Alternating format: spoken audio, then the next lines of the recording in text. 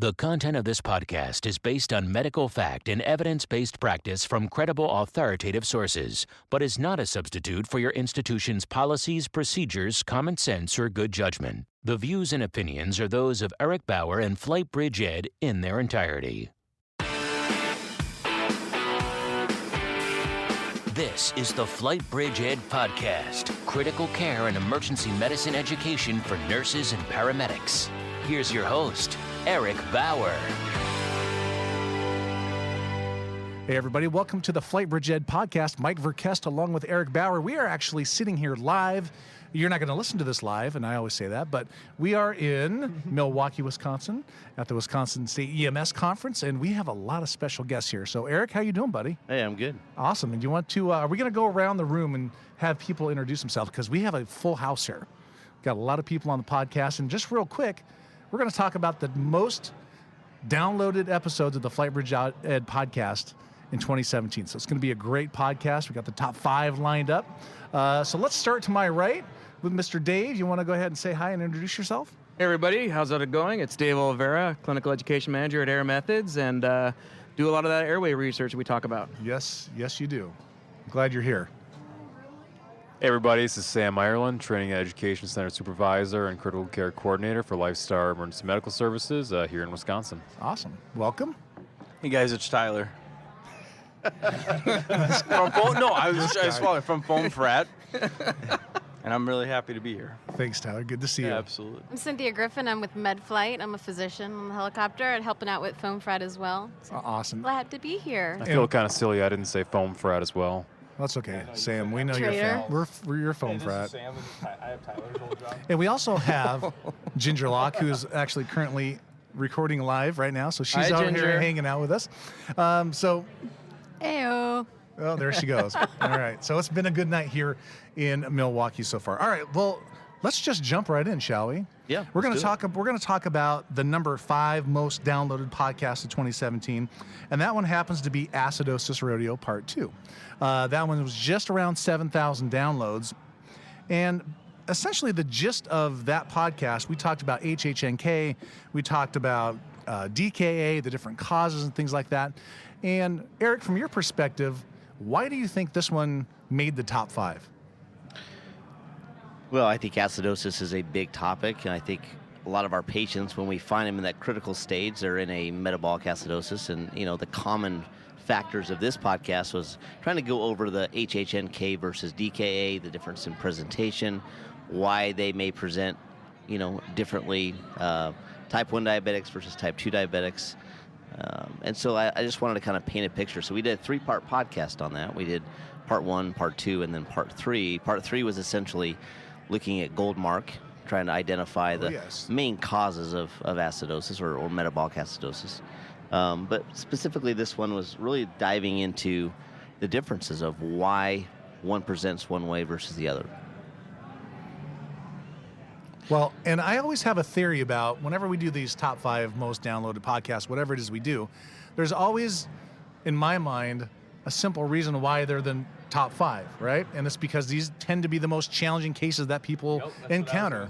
They have to listen to them a couple times and Yeah. write them down. Because what happens is you listen to it in the car. Yep. And you're like, all right, I'm not going to remember So all you this stuff. I do need a- to listen to it when I have a piece of paper exactly. in front of me. Yeah, you do a first You know how many pass, times right? I listened to Scott Weingard's MCRIT acid base one? Yeah. I had to listen to it like a million times. Yeah, Yeah. exactly. And it's a hard... I'm probably responsible for about 5,000 of Eric's downloads myself. Oh, And I that's feel good. like DKA is a pretty common one that we see, especially on interfacility and critical care transfers where you're managing multiple different issues. What is the potassium level? How soon was the insulin started? Were they fluid resuscitated prior to any of this starting? Are they going to have hemodynamic collapse because of, fluid intracellular shift? And all these different aspects come into play, especially with the DKA patients. They're so easy to mess up if you're not paying close attention to them. So I feel like that's an important one to re-listen to. Yeah, and I think, the one thing that we always talk about on the pre-hospital side is people want to fix things, right? And the first number that they want to fix is that end tidal, right? They want to fix the end tidal because the end tidal, maybe it's 20, right? And they're like, oh my gosh, right? The end tidal is 20. So let's fix that. But what they don't forget is that for every 10 that the end tidal changes, right, what's going to happen to your pH and everything else. So if they're already at a 6.9 and we fix their, air quotes, fix their end tidal CO2 and make it normal, air quotes again, then they code and they die, right? So it's very common, and people, I don't think, maybe understand that concept to the full extent that they probably should. I think we've preached so much about, what respiratory rates to use that we tend to forget that maybe we need to match or come close to the respiratory rate. And so what do? We do 10 to 12 to maybe 20, and then they're breathing at 40, and what are we doing? We're gently suffocating them.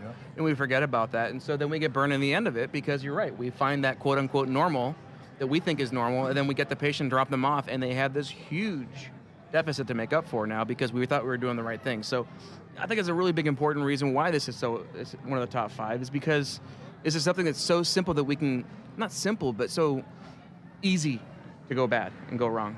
Yeah. I think maybe the second most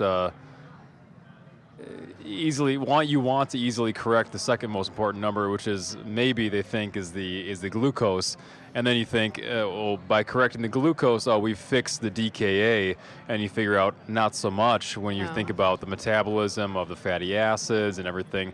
Just starting to give them more insulin just so that you can correct that anion gap metabolic acidosis. It's not as simple as just fixing the sugar. They continue to need sugar and insulin at the same time, which seems counterproductive. Why are we giving them sugar and insulin at the same time? It's all about what they're metabolizing. Yeah. I think we're kind of quick to jump to bicarb too. I don't think there's not a whole lot of evidence to support the use of bicarb in DKA, but it's one of those things that we all just think of when we hear DKA. We say, let's do bicarb. But the most important drug, obviously, that we can give is calcium chloride right off the bat, right? And then I think the bicarb, I don't know about that. Yeah. I think that we got to be careful with the bicarb for a couple of reasons. But one, because the only time it really showed that it helps is if they're acidotic, right? And if they're not acidotic, then I don't feel like hypertonic saline really does much. Yeah, and I think we've been able to talk about how you can sort of guesstimate what their pH is, right? Based on their end tidal and knowing that for every 10 that their pH is going to change. So you can kind of have an idea of where they're at, right? So maybe they're on the edge. And if we intervene inappropriately, again, we can cause way more harm than we're intending to because we want to do the right thing. But if we're not solid in the physiology and what's going on, we'll kill them. All right, so right now, let's say you have a patient that you pick up renal failure, and they got these peak T waves. They got your textbook hyperkalemia story. Yeah. What are you giving to them pre-hospital? You don't have a single lab value to go off of. What do you think? I feel like I'm being set up. Well, I want to say calcium. Unless they're having any cardiac related changes, I'm not going to do anything. Right. I'm going to watch it. If they're, presumably that's caused from the metabolic acidosis, so I want to treat that underlying cause. And the only time you would do anything is if you had cardiac related changes. So then I'll ask, what would you consider a cardiac change? Heart block. That would be one. Mm-hmm. One of the most common undiagnosed reasons for heart block is hyperkalemia, a high K. A lot of times you'll see docs or providers get focused in on that heart block, and they don't check the lab. Yeah. And it's simply drop the K, the heart block goes away, and the patient is good. I actually watched a doc one time almost float a transvenous pacer. Oh, I actually saw it in residency. Okay. Floating pacers that didn't work at all because it was hyper K. Yeah. So, the only thing we really have, I guess, in the pre-hospital side would be calcium. We've got sodium bicarb, but you need the insulin. I think you need the a patient, D50. You need that sugar molecule. Pacing a patient with hyperkalemia is like giving TPA to a patient that's hypoglycemic. Yeah. I don't know. It makes the provider feel better. Right? Until you get the lab results. Well, that's what I'm saying, right? I mean, at that point, we've discharged the patient to the hospital. Mm-hmm. Hey. Just kidding. One of the biggest things I also see, and I know you touched on it, Sam, is the blood sugar side. Yeah. Mm-hmm. Is we got to remember DK patients. Yeah, there are DK patients I've seen with sugars 700, 800, 900, but very, very most common, the sugars are going to be lower, right? Just because of that fatty acid breakdown, because of the ketone production. Where HHNK, you may see sugars at 2,000. Right. And so recognizing that, and then not dropping that sugar. Really, in my view, when you look at, and I came to this realization when I was, doing all the education for air methods, is, you look at the masses, and what if you have a sugar that's 800, and you walk into a hospital, these small hospital, patients on 8 units per hour. How do you know? How are you going to check that sugar in transport? You have an hour flight. Our glucose monitors say high above 600. So how do you know you're not going from the 800 to the 600 in that hour? You don't. You don't. And so that's the scary thing for me. From a physician side, if you were the medical director, how does that scare you? Do you, and I talked on the Endocrine podcast, my wife and I got into this conversation. Do you shut the insulin off, or do you turn it down to maybe 1 to 2 units? Because they need that for the acidosis. They don't need necessarily the 8. So at 8 units an hour, I don't think it would actually drop that fast. And if you do find that it's dropping fast, then you just cut it in half. You cut your rate down in half. So instead of 8, you'd go down to your 4. Now, if anything, this would be a bigger push to get something like an EPOC or what is it, IPOC or ESTAT, one of those iStat monitors. I'm just making up my own thing Is over that with here. a P? Hey, let's go APOX while we're doing this. To be honest though, do you guys have iStats? So we do in the helicopter, yeah. And do you realize that is an anomaly in our industry? There's very few programs in the country that have iStats. That's a big thing. And part of a lot of my talks is identifying acidosis in other ways besides having that ability, right? We don't have a lot of that information. And I wish we did. Yeah. Well, that's where end title helps too, right? Absolutely. Like you mentioned. Yeah, so I think, that's a big thing is how far to drop the sugar. I've read many charts in our jobs where sugar has been dropped 400 or 500 Oh, that's in an scary. hour. Seriously. That's scary. Not by the flight crew, by these small hospitals, having insulin, at 12 units per hour, and it's a 60-kilo person.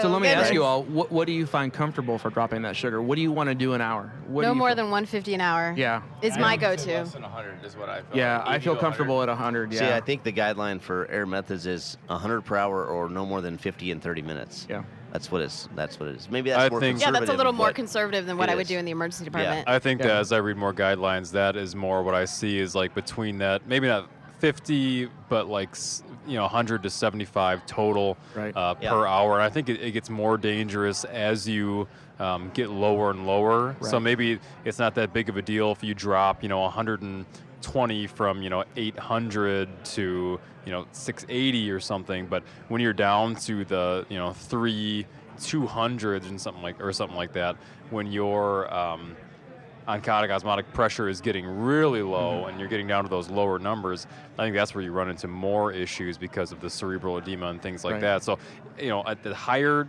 amounts of sugar, maybe it's not as, I don't want to, give anybody an excuse, but maybe it's not as dangerous, but as you're getting down to those lower numbers, you got to watch it, more frequently and more closely. And we have to change our mindset of we're all type A and we want to fix things.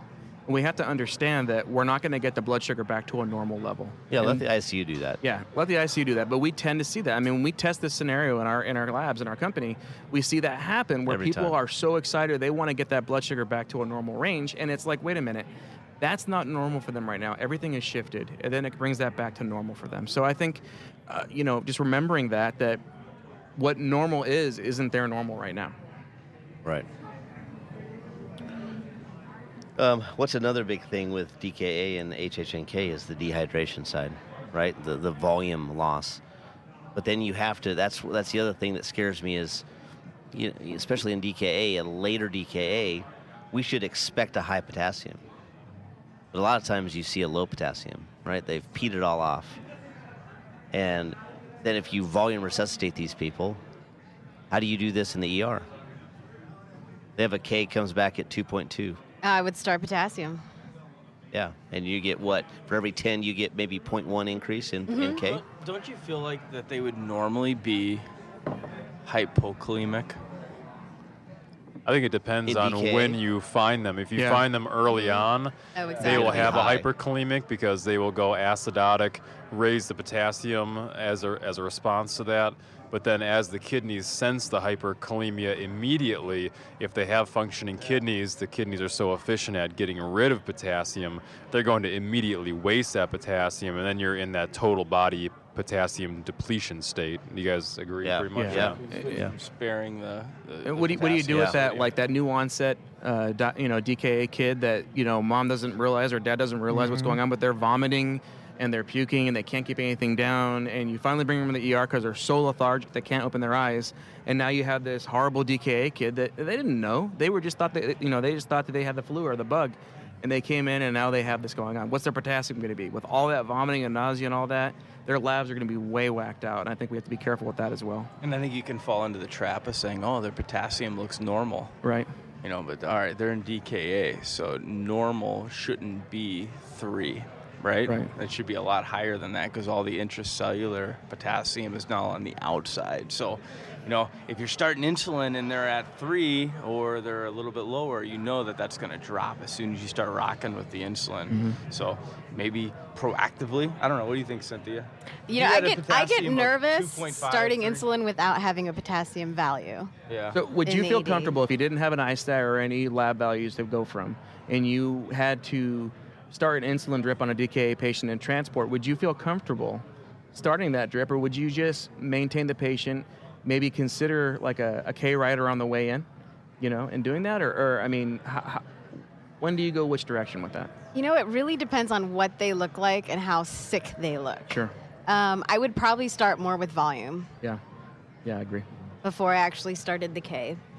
I How think much that's a safe dilution are you bet. going to get? You have somebody with a K of, let's say, 2.4, and you give them a couple liters. How far is that going to dilute them down? And they're going Is to go it- even lower. Oh yeah. See, Yeah. that's the scary part. Whoa. So What you do know, you get? Are you doing lactate ringers or No. Well, I don't do lactate. Well, sometimes I do. Just normal saline? Yeah, probably normal saline. Do you feel like starting like 20 of K, like KCL, like having 20 of K in a liter bag is kind of like killing 2 birds with 1 stone? Yeah. A little bit of volume resuscitation and a little bit of getting ahead on the potassium right away? I think it's like, giving Solumedrol to our patients. It doesn't help us as a pre-hospital provider, but it helps the receiving facility get a Helps head later start. on. Yeah, Yep. I think giving that potassium does that for them. We're not going to see a change. We're going to see that 0.1, 0.2. So it's not going to make me feel more aggressive about doing the insulin and stuff. But I'm going to want to help out the receiving facility by doing that and giving it more. Mm-hmm. all right. Well, I think we hit on that. I think those are the high points. Why don't we go to our next one? All right, so number 4 was Endocrine Nightmare. So just over 7,300 downloads on that one.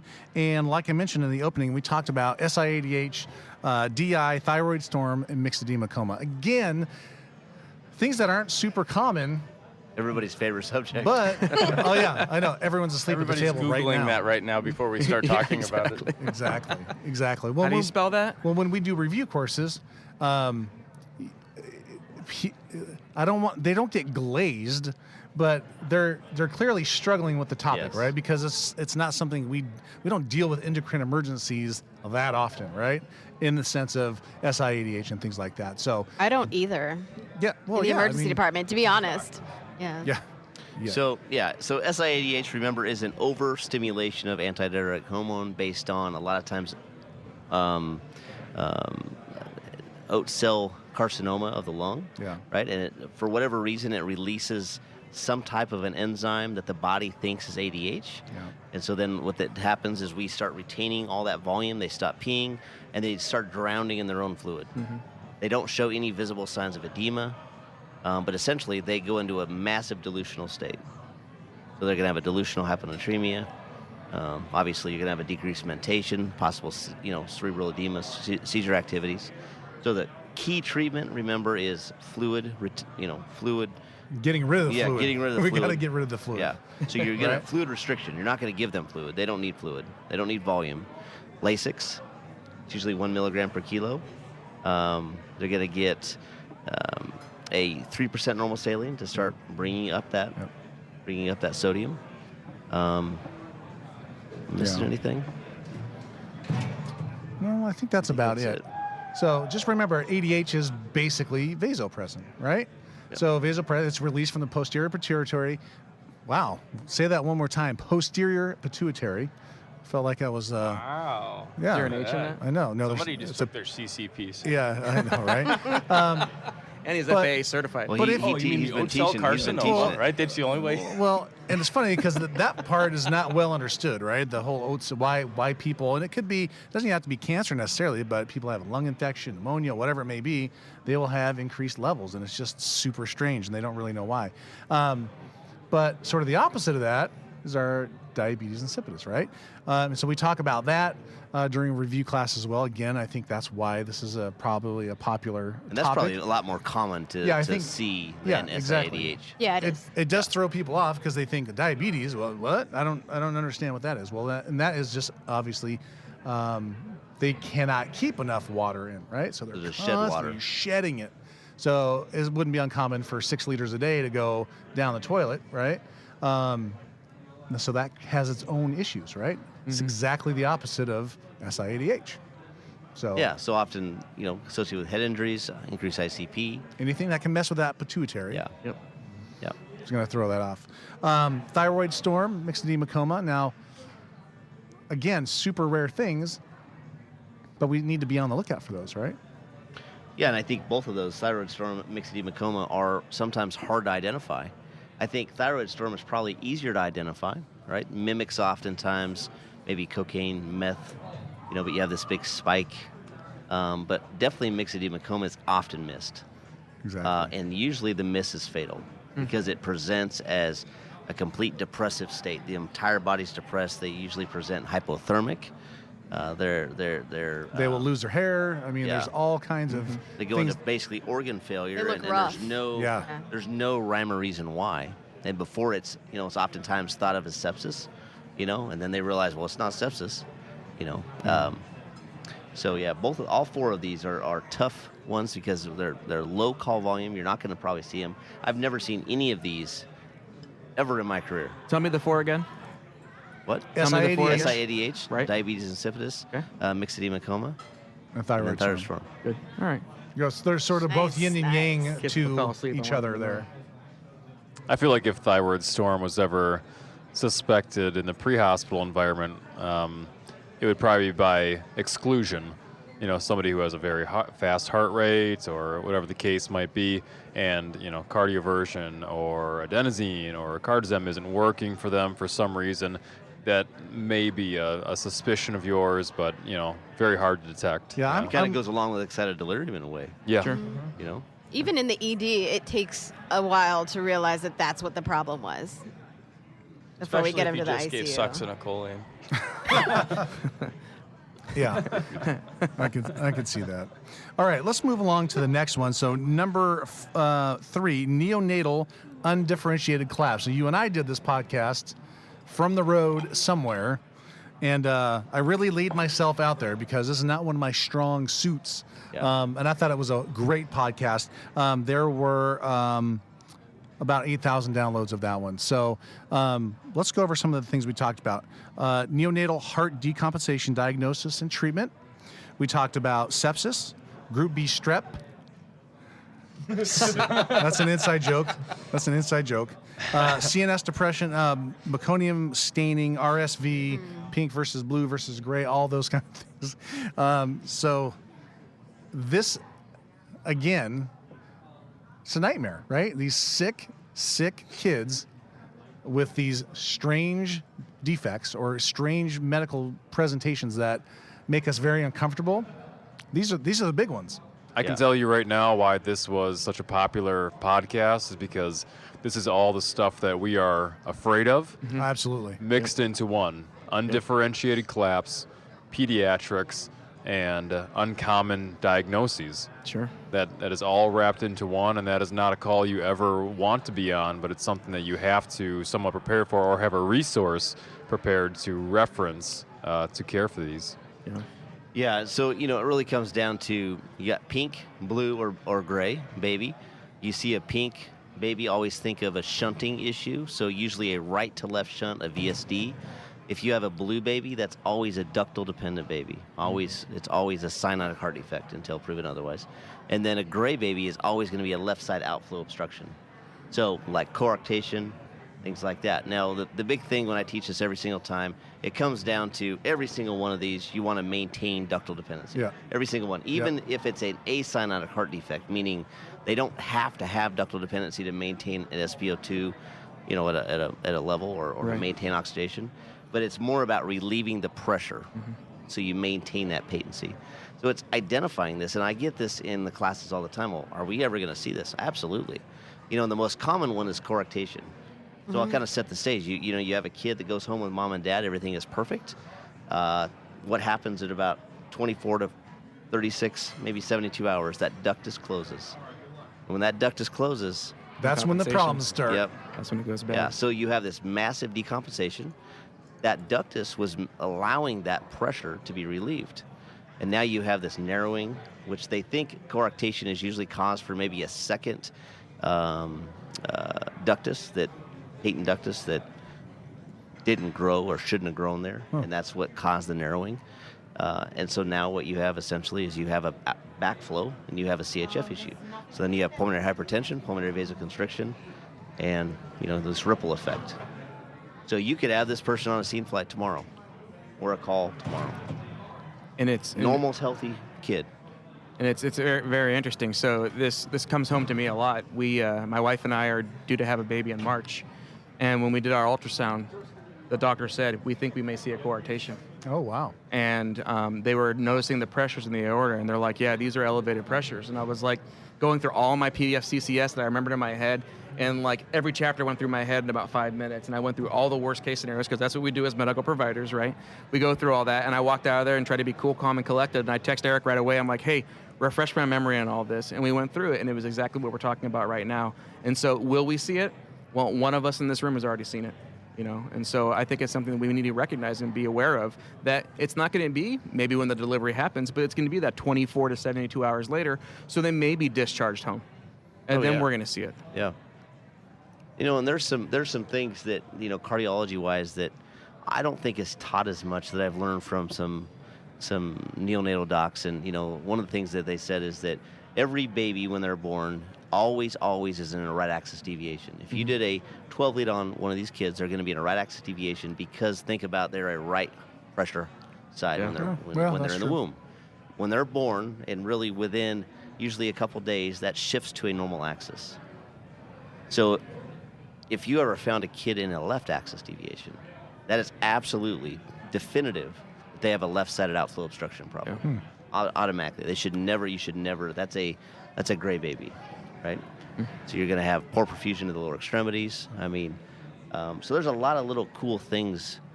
And we often think that this is a NICU team problem, but we could easily see these on scene flights. Guys, I had an in-flight delivery of a 30-week-old in flight that I delivered and had to resuscitate. APGAR score 1. So it can happen, right? It can happen. And as probably every one of us have experienced on the ground side. Cynthia, you were a paramedic, right? I never saw that. That sounds horrible.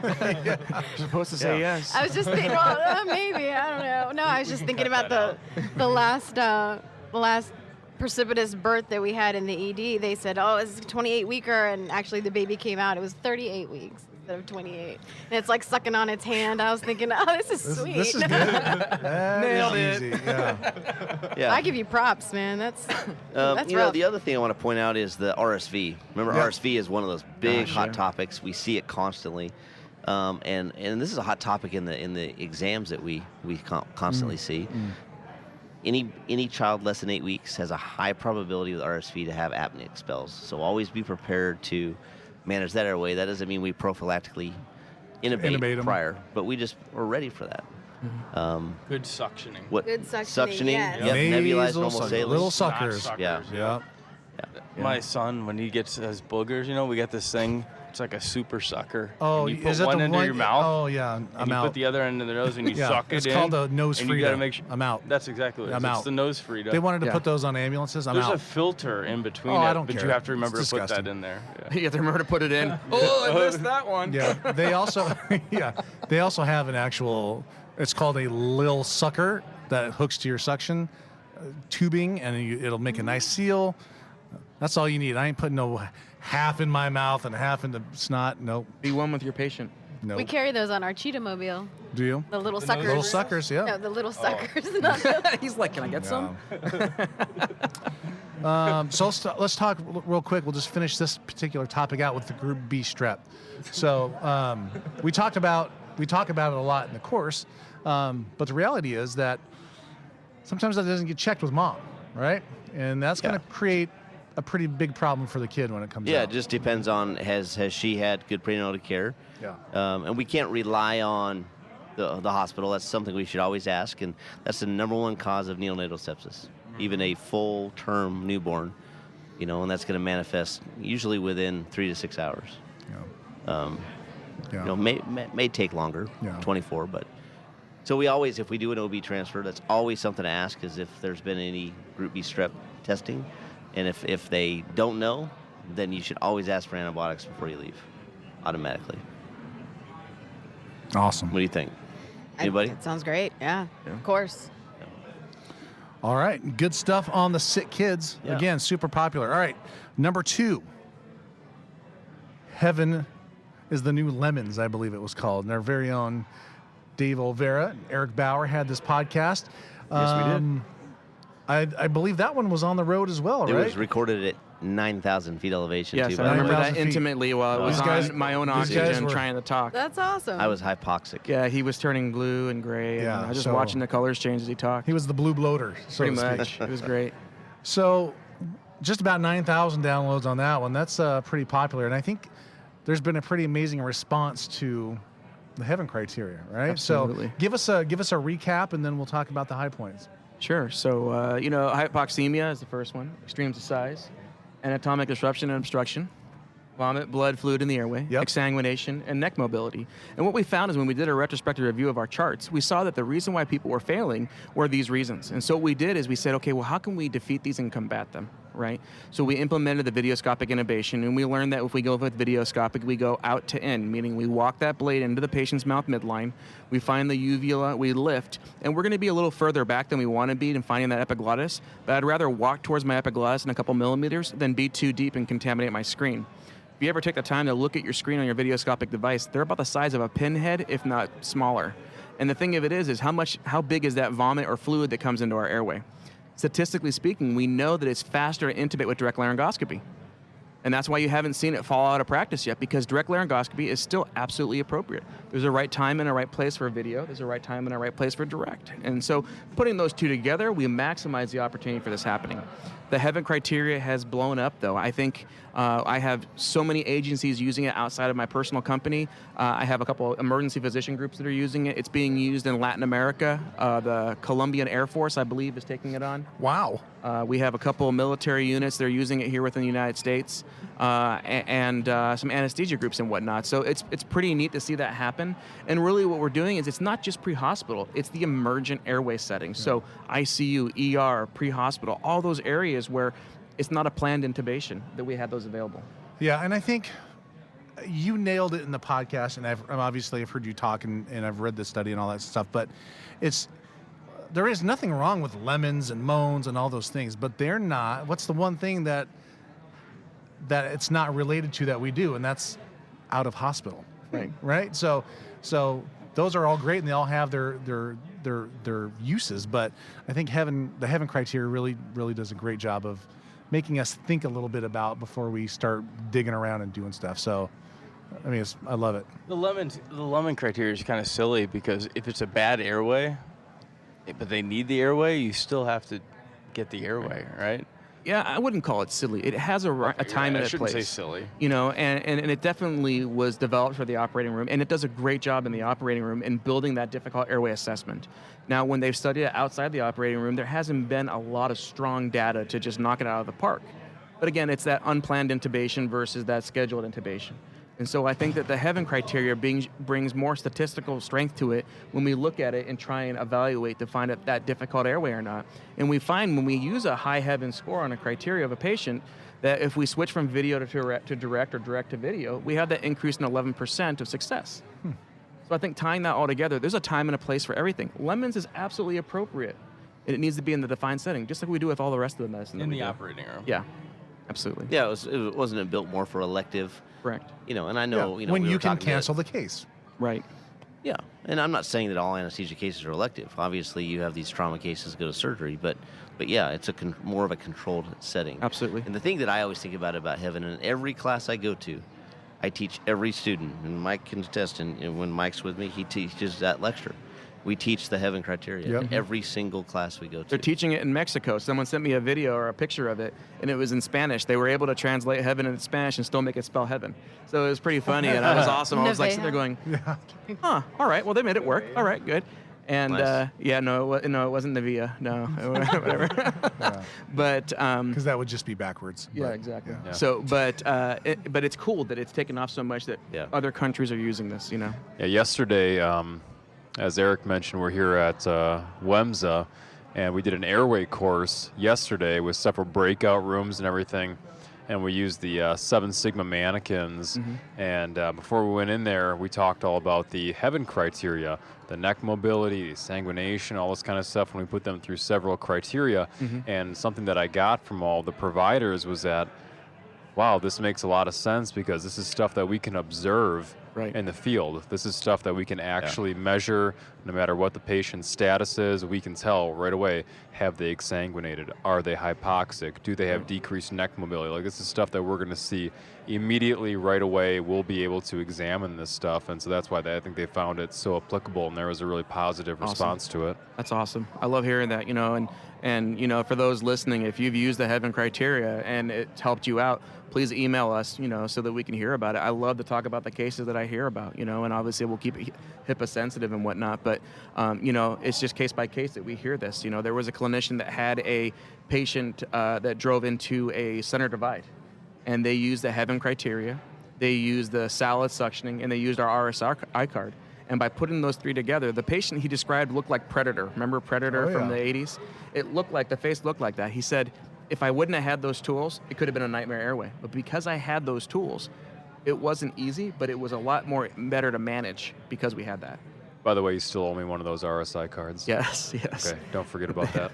Can you talk about really quickly, and I think one of the most brilliant concepts is, obviously using video laryngoscope is phenomenal, and I'm all for a device where you can seamlessly go from what we're used to. Talk about the crossover technique. The crossover technique. The crossover technique is what buys us looking like heroes, I think.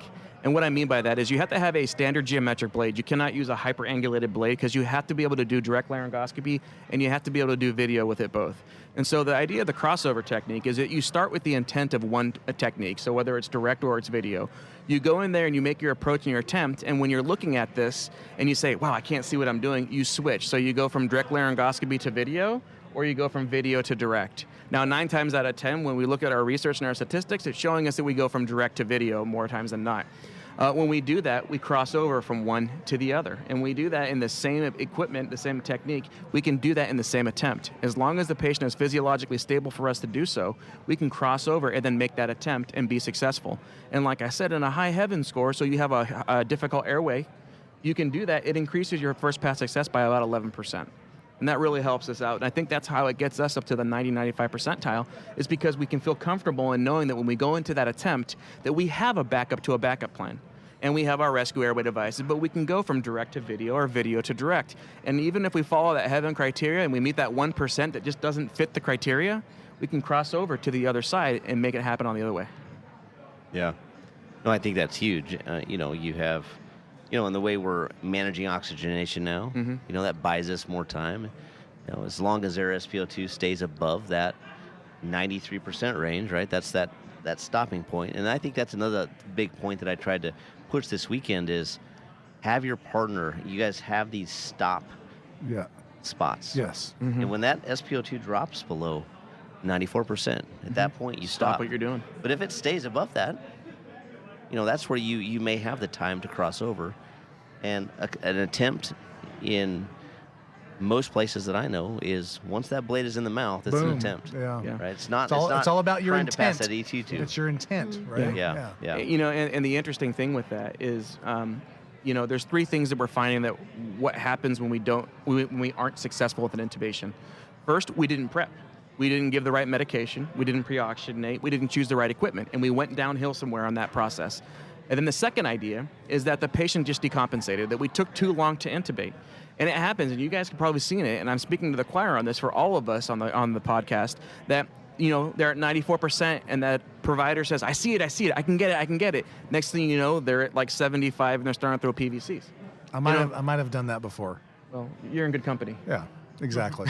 So, and the last thing is, was the patient physiologically able to be intubated? Are they on that BiPAP CPAP? Do they have that heavy yards? And those three things I learned from Jared Bozier, who's a huge intensivist and emergency medicine doc out of University of Arizona. And we were sitting at a conference one day and we were talking about it. He goes, these are three things that happened and why we fail. I go, God, you're right. You're absolutely correct. And think in your head, when you had a failed intubation, what was it? Did we not run out of time? Did we just not prep because we thought, it'll be an easy intubation? Or was the patient just so super sick that physiologically they just couldn't be intubated? It fits in those three categories. Yeah. What do you guys think? I think that if you look at a football team that's getting ready to play an opponent that they know is a very good team, or it's going to be a really hard game. Like U of A? Yeah. Or the Oregon Ducks. No, but I think knowing that going into it does like a mental psych out. Like, this is going to be a little bit different. And whether that doesn't really change your technique, and all it really changes is the way you go about it. You think about those football teams, they study the plays, they watch films, they try to find the flaws. Where could this possibly go wrong? Where has this gone wrong in the past? And then they psych themselves out a little bit differently for that. And that's what that heaven criteria has done for me. Sure. So the medic mindset is thrown off a little bit. Well, I've never heard of the medic mindset. What's interesting is that medic mindset that we talk about is when we look and when we looked at it just generally when we were looking at our data, and we noticed that our success rate when we could get a patient who had a low saturation, that we can get them up to 94% or above, our success was more appropriate, not more better, here we go, more appropriate or better acting than when we had a patient sitting at 94%. Oh. You know why? Because we feel more comfortable that we know we can get that patient up there.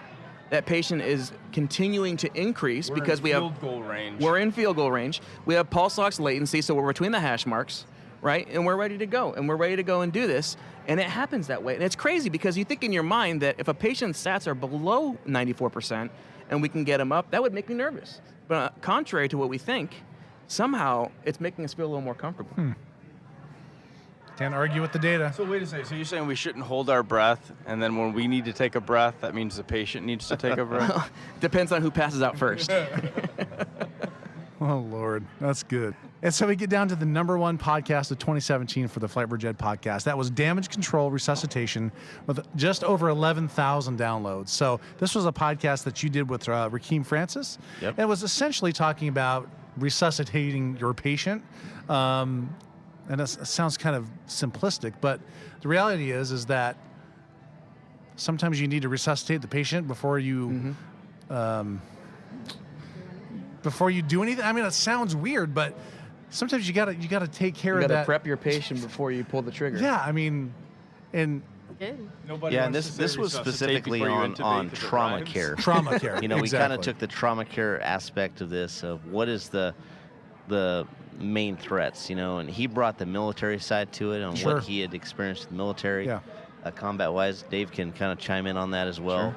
But what are the main things? We plug the hole, tourniquets, things like that. We used to say shoot, move, and communicate. What are you going to do? So you need to do what you can under care of fire, and then get them to a place where you can do more. What do you need to do that's life-saving right now? And so what have we done in the military? We've trained the lay provider, the cooks, the 11 Bravos, the medics, the armor guys. What have we taught them? We've taught them how to do basic airway support, right? We've taught them how to do rescue airways. And we've taught them how to do these airways so that we can do it in the immediate and emergent need, and then get them under care or under support, where we can take care of them behind that, whatever we do. Whether we get them to a medevac, or we pull them out to the closest room where there's not combat going on in that room, or whatever the case may be. But we stabilize that patient at that point. But what can we do that's life-saving right now? I have maybe 1 or 2 steps I can do, and then I got to move. And I got to make sure I'm doing it while taking care of this person, while returning fire, and having all that happen. Well, it's kind of the same in what we do. We have to keep our eyes out in the helicopter. We have to watch our patient and what's going on. We have to listen to our partner, or call report, or call the hospital. And we do the same thing on the ambulance. You're taking a turn in the ambulance. What do? You yell turn, or you yell left, and yell right. It happens everywhere, and it's just different levels of how that happens, but you have to pick your priorities in what you do.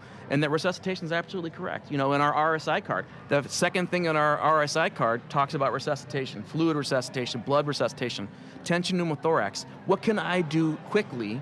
Can I needle a chest to make something happen to get them back into where I can work on them? Yeah, and then I think obviously the blood products. That's a huge thing. And one of the things I shared is I was privileged to, the data. I can't say that I did any part of the study, but it was done at Air Methods level. It was a local study in Kentucky, and they specifically, Kelly Miller, give him all the credit for this. He specifically looked at when we were adding blood to the aircrafts in the Kentucky region. He wanted to identify, and he was using it as fuel to get blood from the blood banks for the other helicopters. But he looked at specifically the first data points were 26 patients, and he was able to take them all the way through the hospital setting. So they was able to look at 30-day discharge. But arrival, so these were patients that were transfused by Air Methods on a scene flight. Arrival, H&H was average 13 and 40. That was transfused. Not transfused was 10 and 31. But the big thing is, what is one of the biggest things we look at in trauma is base deficit, right? Right. What is their, or base excess? What is their base excess? What is their base deficit? The reduction was massive. Patients that were actually not transfused, average base deficit was 9.3. Transfused was 3. That's a big deal. Wow. Big difference. Now that was 26 patients. But just in those 26 patients, that was a huge thing. Lactate was a big difference in lactate, which we know is all about stress. But the blood product aspect is a huge thing. What do you guys think about blood? Are you seeing blood on the ground side? I know I've seen ground services start carrying blood. I know of some places that are starting to carry whole blood, which that's a big deal. Yeah, not in my area as far as I know. I've never even heard discussion about it, but what about in your neck of the woods? So, ground currently no. In our county that we work in, they're more likely to stop for blood at what would be a sending facility and then transferring on to a trauma center than they are to carry it on their trucks right now, but that's discussion for the future. Yeah, I think it may be more common on hospital-based services that maybe have easier access to that. They can go in, grab the cooler or whatever, and take that on the road with them. But I'm seeing the trend go from southeast to northwest. And I see a lot of our southeast programs, a lot of our southeast bases, a lot of our hospital partners, a lot of our customers are carrying blood products of some sort in that area and making their way west. One thing that actually one of my new hires and I were talking about, he's in the military, is freeze-dried plasma. Yeah. And how much of a huge effect. When I was still in the military, so this was back in probably 2012, 2013, we were talking about it, and they were using it in preliminary areas, and they're having huge success with it right now. So I don't know that it's being used in the civilian side yet, but I think that's an up-and-comer. I think if that starts coming out there, I think we have something that we can work with and work towards to make that happen. Being on some of the meetings when they were talking about the plasma aspect, plasma is a lot more difficult to produce, especially if you're getting untitered, and maybe you can talk about this more. That's a little bit over my head, but you have titered versus untitered, and I don't want to put the doc on the spot, but She's Googling. She better GTS it. I'm not even Googling. I'm just like, oh God, no, don't ask But me. anyway, so I know that was agree. one of those big things. They were like, I don't know if we can do that. We can definitely supply you with O positive, O negative packed red blood cells. But then you have the whole other side of that, and I talk about this in all our classes of what about the citrate aspect, how it binds with the calcium, how we know now it destroys vasopressin, it destroys cortisol, how it binds with all the 2,3-DPG, and you have no ability to offload oxygen. I mean, it's definitely a lot better than flooding them with normal saline, and we know that one of the highest problems or causes of mortality in these trauma patients was abdominal compartment syndrome, secondary to overvolume resuscitation. Yeah. And these are the things that we never saw. We see that stuff happen in the ICU. That carried almost a 90% mortality rate, and that's almost gone now because of thinking about the volume. And we see this now in burns. We see it now in sepsis. So definitely, I think the factor of blood cells. Is that That's permissive definitely the way to go. Yeah. Permissive Beat me to it. hypotension. Yeah. No, that's okay. But the military has it dialed in. They do whole blood. They have a walking blood bank. They don't have to worry about the citrate. Ultimately, that's the best option. Do you guys believe in the term permissive hypotensive or permissive normotensive? I know there's been some discussion about that, whether you should maintain the MAP of 65 or you should allow it to go a little bit lower than that in the bleeding patient. What do you guys think? I don't like the term permissive hypotension. I'll tell you this, that There's some air knuckles going on there. We've been accepted the articles in press right now and looking at our patients that drop their blood pressure, and we know that if a patient's blood pressure, systolic blood pressure drops below 80, that combined with them trending downward, they're going to code probably within 5 to 8 minutes. That's an end title less than 25 as well. Well, you're beating me to the punch. My bad. The second half of that is that we're finding that the patient, spoiler alert, wow. Has an end title cut less that than out and start 25? Yeah, Wow. well, There you go. I just lost my train of thought. Thanks, Alex. Yeah. No, you're good. So, you said they were going to code 5 to 8 minutes. Thanks for supporting me, Mike. I appreciate I'm here that. for you, brother. So if their end tidal drops below 24 and we find that their blood pressure, systolic blood pressure drops below 80, within 5 to 8 minutes, they're going to code. So what do you do? So does that build the case for push dose pressors? Does that push the case for fluid resuscitation? Does that push the case for, more blood products? Or what are we going to do? Or how are we going to prep before that patient starts to go downhill? We have a little bit of time. What are we going to do? Or do we tell the pilot to fly faster? Yeah. There's actually a study that was out recently, and I'm not going to be able to quote this very well, but how they're looking at massive transfusion protocols based off of end tidal. Yeah, So- absolutely. Oh, really? Yeah. It's amazing how we don't use end tidal enough. We did a survey with Find it. one of It's on our my phone. societies that I work with, and we did a survey, and we found that pre-hospital uses it very little. And that's not just for confirming placement of the ET tube, but what do we do prior to intubation? Do we want to look at that? Do they lose the resuscitation? Do they lose, do we have ROSC? Do we not have ROSC? And we have all that happening, and it makes us uncomfortable. I just got uncomfortable. You just saying that. They say the first clot is the best clot. Yeah. So if you're raising that blood pressure too much, are you popping clots? Are you allowing them to clot? Are you chasing a pressure versus chasing flow? I mean, these are all things that you have to consider. No, and I agree 100%. What's the right number? Is it a MAP of 60? Yeah, you're going to have some loss of perfusion. Renal perfusion is going to drop. Urine output's going to drop. But then also, let me add this caveat to it. A high majority of our trauma patients also have traumatic brain injury. So how do you treat that? Because they have to have a cerebral perfusion pressure of 70. That means that a standard normal physiologic ICP is 0 to 15. So even if you use 20 as your number, your MAP has to be 90. Has to be 90. That's a big jump from 60. Sure. It's a slippery slope.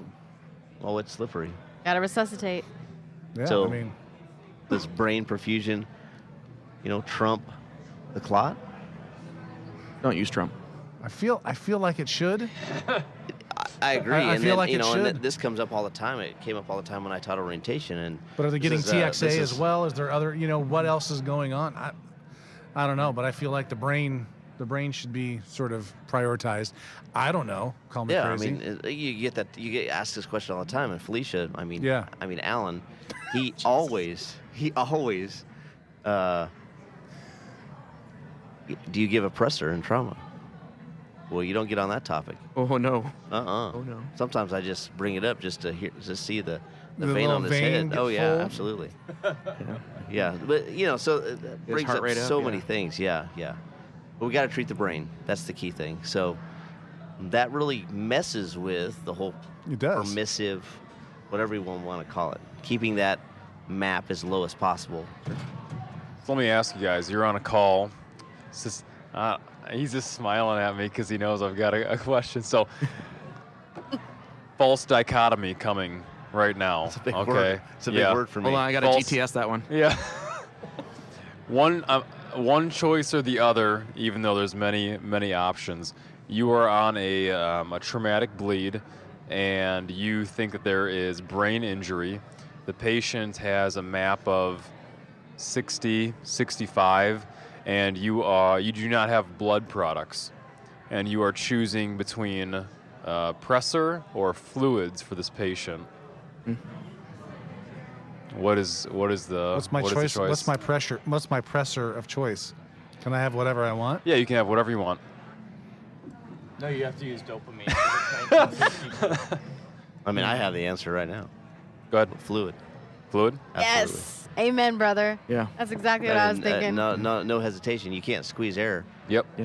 Remember, know? your tank is Tank's bleeding empty. out. Your tank is dry. You can't squeeze nothing. You have to put Right. something in there. Right. Yeah. Mike? No, I'm just thinking. I don't want to bring up the PDP again because I know that offends people, the push dose pressors. But Oh, it's always going to be floating around in the back of my head. yeah. Yeah. But yeah, no, fluid, absolutely. Fluid first. Yeah, I mean, and you got to think. I mean, I guarantee every one of us is a couple liters dry. Tyler maybe 3 liters dry. I think he's 3 or 4. Yeah, he's hitting 4 right now. I don't understand. There's a pitcher in front of you. He's drinking water like a camel. Yeah. But, I mean, I think so. A couple liters is not going to hurt anybody. Yeah. But I think you should not give it in the form or the flavor of a pressure bag with a bag of saline, a liter bag going in wide open. I say you give it in little 250 cc aliquots and say, how's that doing? How's that doing? You keep checking it, right? And you keep checking it instead of these bilateral IOs with Just flowing like a mother. acidic, cold Yeah. fluids rushing into the body and taking that clotting cascade and just doing karate chops to it. Yeah, because you're definitely one of the things. Another hot topic that we could go on and on is the whole hypothermia, the not protecting the temperature on these trauma patients, right? Starting the whole trauma triad of death with hypothermia, and now you're adding the cold fluids on top of it. There's a great paper, and Dr. Michelle McLean was one of the authors on this paper, where she looked at when they give, you give warm saline, right? And we give warm saline, but do we measure the temperature from that bag of saline to the patient? Well, they measured it, and that temperature drops.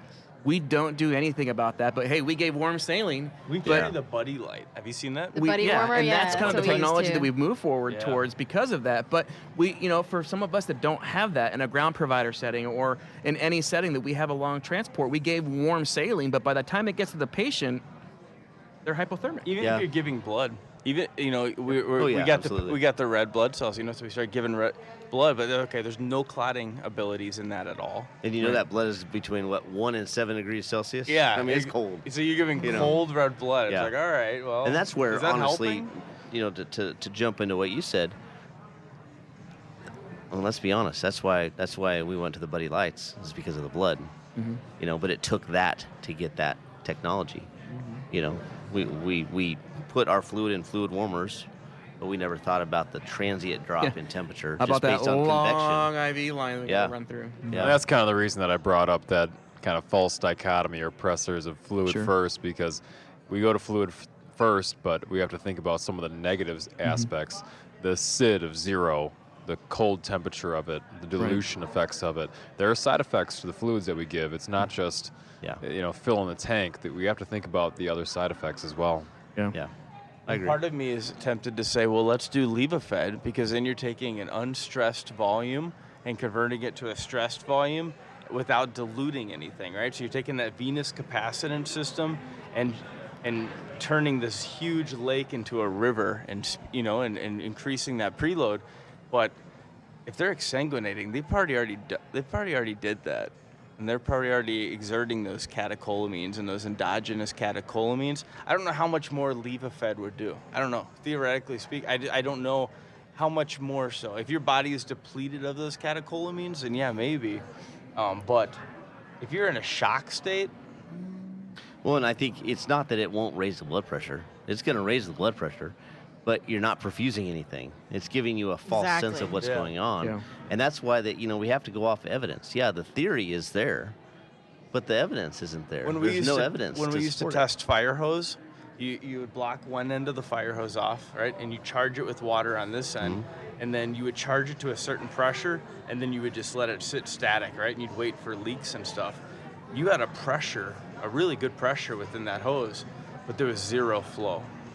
And so that's what I teach. That's pretty cool. That pressure doesn't equal flow, and that's why you see people with levofed, and you put the pulse ox on this hand, right, and you're not getting a good reading, and it's because pressure doesn't equal flow. You can have a really good pressure and have absolutely no flow at all. Yeah. I agree.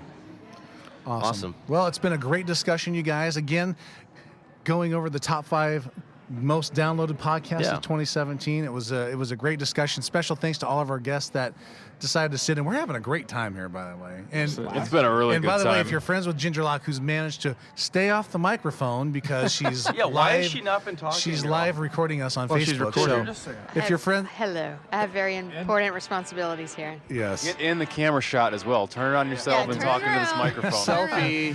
So she's been live recording our podcast. So if you're friends with her, I'm sure she'll place it on the Medic Mindset podcast as well. It's the first time he's ever seen a camera. Yeah. Why is everybody picking on me? It's just too easy. Anyway. Ryan Wyatt says you have great hair, by the way. Oh, my God. Ryan Wyatt. All right, guys. Well, hey, I want to really thank everybody for taking the time out tonight. Thank you. Yeah, thank you, man. I think we got a great group and appreciate it. I think everybody will really enjoy it. So until next time, thanks to everybody for listening, and we'll talk to you soon. This has been a production of the FlightBridgeED Podcast, leading the way in pre-hospital critical care and emergency medicine education.